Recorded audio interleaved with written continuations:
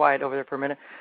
You've had a lot of feuds in your pro wrestling career, and most notably, I believe, would be the Kevin Sullivan feud when you had the injured arm. Out of all the guys that you feuded with, who do you think was probably your best and maybe worst opponent? Well, that feud was Sullivan was good, but the one that was really it was in Florida, Championship Wrestling from Florida, was Steve Keirn. And it was, the reason it was good, Steve and I were both languishing in the weeds. We were both undercard guys, and we weren't feuding with anybody. And Steve came up to me. He had the idea. His dad had been a POW in Vietnam for 8 years. He was the longest held prisoner of war during the Vietnamese War, and he had been released when Steve, I believe, was 16. Steve didn't see him from the time he was like 8 years old until he was 16, because his dad was in a prisoner of war camp in Vietnam. So Steve came to me with the idea of me saying some things about his dad, and we cleared it with the office, with the wrestling office, and they didn't know that they didn't know exactly what I was going to say, and I went out there, and they proceed. The way that we set up this thing was that Eddie Graham was a promoter and was still very highly visible, very popular. He was still wrestling at the time, and he went out there, and they did this deal where he had been like a father figure to Steve while his dad had been gone, and they showed the newscast, and they had actually had a newscast on the national news with Walter Cronkite. Now, you guys might be too young to remember him, but at one time he was like the voice of the country. He was considered the conscience of the country because he was very anti-Vietnam. He was very against the war, and they were showing footage every night of guys being killed and wounded, and so anyway, when Colonel Keirn came home, as he got off the plane, for the first time in 8 years, here's his son who's been missing his dad, and Walter Cronkite was there, and he was doing the voiceover, and it shows his dad getting off the plane and Steve Keirn running up and hugging him and all that, and it was very moving. So they showed that on the wrestling show to set up this thing. I went out there, and I had rehearsed it. I had spent a lot of time thinking about what I was going to say, and there's time limits on these interviews. So I got out there, and I just said that, they were talking about this guy being a hero. Well, I was a veteran. I'd served 3 years in the armed forces, and the first rule of code of military conduct is I will not be captured by the enemy. And so Colonel Keirn, he flunked that one because he got captured in Vietnam, and also, ironically, he was shot down and captured in either World War II or the Korean War. So this guy had been captured twice, so he really was kind of a failure at not being captured, the first code. And the second code is that if I am captured, I will make every effort to escape.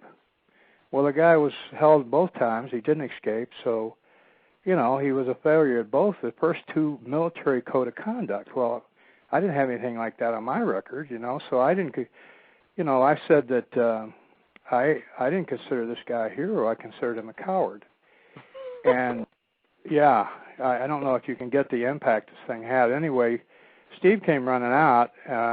He had been, the fans at home and in the studio knew that we could watch on the monitor, that each dressing room supposedly had a monitor that you could watch what was going on. So Steve came running out, and when he ran by the camera had a big wide base that you couldn't see it unless you were right on it, and he forgot about that. When he ran by it, he was running as close to the camera as he could. He was trying to get to me as fast as he could. He smacked his ankle on it, and he actually told me later he thought he broke it. So he came charging, and he tackled me. He went over. Gordon Soley was there at the desk with me, and he backed off, but Steve just drove right over the front of the desk and tackled me, and he was down pounding on me, and Bob Orton Jr. was my partner, and his dad was there too, Senior, Bob Orton Sr. was there, and they came out. And they didn't do anything to Steve. They just kind of grabbed me and pulled me out of there, And Steve got up. Well, he had been intending to be really mad. He was going to be furious about me saying these things about his dad, which would have been, that probably would have made it kind of maybe a little less meaningful reaction from the people watching. But because he was in such pain, he got up and he's crying, and he's got these tears coming out of his eyes, and he says, Roop, my dad has suffered enough. If you want to attack me, that's fine, but leave my dad alone. And crying and everything, and off he goes. And I went back in the part of the building where the monitor was, and Jody Hamilton was the booker, and he said, the first thing he said is, Bobby, he said, you better get yourself some arms, son. I'd get a shotgun and a pistol. And Jim Barnett was there too, and he was walking back and forth. I think, oh my God, Bobby, what have you done? What have you done? And I mean, I was fairly young in the business at the time. I'd only been in the business 3 or 4 or 5 years, and I'd never done anything like this before. And it got I mean, it was pretty serious. I had people pointing pistols at me and threatening to kill me, and I mean, there was a pretty strong reaction to it.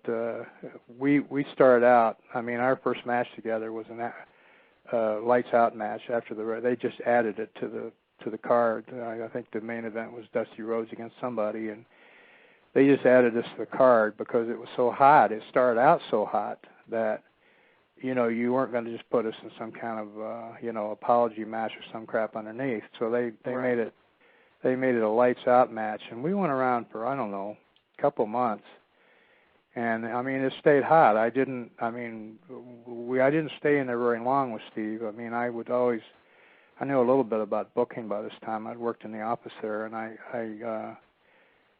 say Steve's going to be so furious. When he got to the ring, it wasn't any of this stand in your corner, wait for the match to start. As soon as he got to the ring, he'd attack me.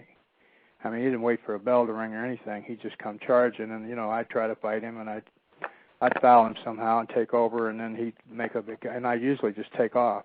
I'd run, I'd leave and get back to my dressing room, and I worked into some cage matches and stuff like that, lumberjack matches, and where I couldn't run so handily. But it was that, in terms of being serious. I mean, having serious heat. You guys have probably heard the expression many times, but it's called deep heat. That was it. I mean, everything I did with anybody else anywhere was kind of pro wrestling type heat. It was something that had been done before. This was something that as far as I know, had never been done. And since I mean, how many times you get guys, that documented by Walter Cronkite that had been in a POW camp for 8 years, that you can, you knock the guy and his son's a wrestler. There just weren't too many of them. So that was in terms of intensity and in terms of scaring the pants off me, because I didn't realize, that I got way too far. And but anyway, that was a good one. Steve and I went from making $300 a week to making about $1,200 to $2,000 within 2 weeks. So that was nice. That part of it.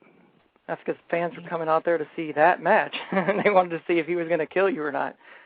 Well, I don't know. Dusty, of course, would probably, say that it would have sold out anyway, and maybe it would have. I don't know, but I know that all the buildings were packed.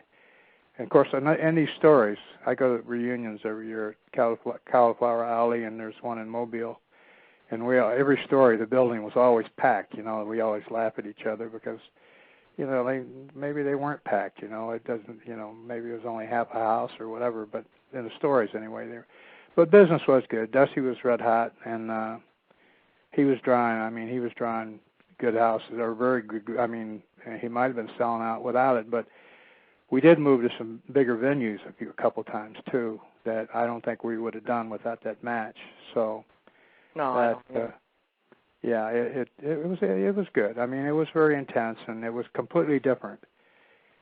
People believed that one because they didn't understand. They didn't believe there was any way that Steve couldn't be going insane because it was real. I mean, and the tears didn't hurt.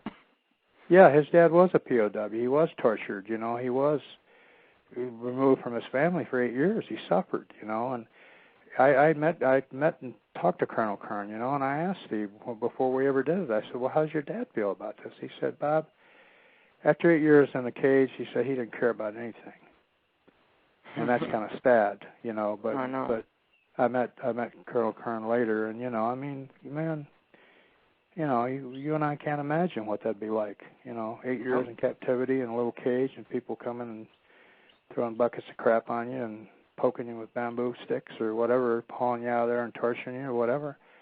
You know, it's unimaginable. We got a guy that went through the same thing. He's running for president. You know, McCain. But, you know, Colonel Keirn was there longer than McCain. He was the longest held POW. So, anyway, it was intense. I never did anything. I never wanted to do anything like that again. I walked to a couple of parking lots where there weren't any police around, and both times there was some guy out there. He looked like a deranged veteran. Had a pistol, you know, pointed at my head. You know, I'm going to shoot you. I'm going to kill you, and all that. I just turned and I mean, I was scared to death, believe me, but I just turned and walked away from him. Because what are you going to do?